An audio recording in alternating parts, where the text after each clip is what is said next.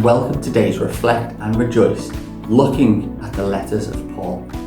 Today we're going to look in the book of Romans and chapter 13 verse 11, and Paul writes this: "Besides this, you know the time, that the hour has come for you to wake from sleep, for salvation is nearer to us now than when we first believed."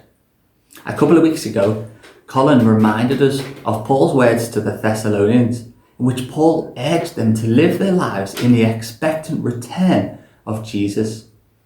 Paul told them and reminded them that Christ had come at any minute and they should live their lives in that way.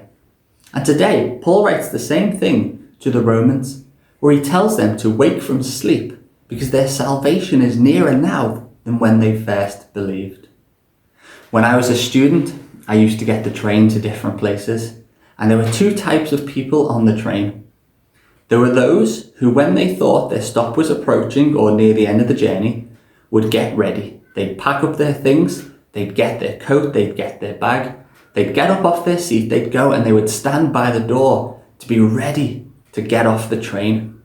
There were other people who didn't seem to notice or pay attention, and they would sit in their chair, and even though the train would arrive at their station, they'd still have all their belongings out, the newspaper out, maybe food on the table, and when they stood up they would try and find their coat or their bag and pack quickly, and they would slowly get off the train.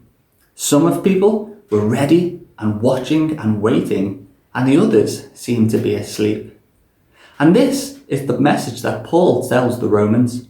He tells them that they should expect the return of Christ and that they should wake up out of sleepful living and look and be waiting and ready for his return, because their salvation is nearer than when they first believed. Now, a long time has passed since Paul wrote these words, and we are still as a church waiting for the return of Jesus, but we can still have the same encouragement, the same hope, and the same watchfulness that Paul wanted the Romans to have. We can wake up out of our sleep and we can live our lives expecting the return of Jesus. We can be encouraged and rejoice in the fact that our salvation is still nearer now than when we first believed. And tomorrow when we wake up, it will be even nearer. So we can look at the world. We can be discouraged sometimes. Things can make us sad. But we can always rejoice in the hope that our salvation is nearer now than what it was when we believed. It's nearer now than it was last week. It's nearer now than it was even yesterday. And we can be wakeful and watchful and ready Christians.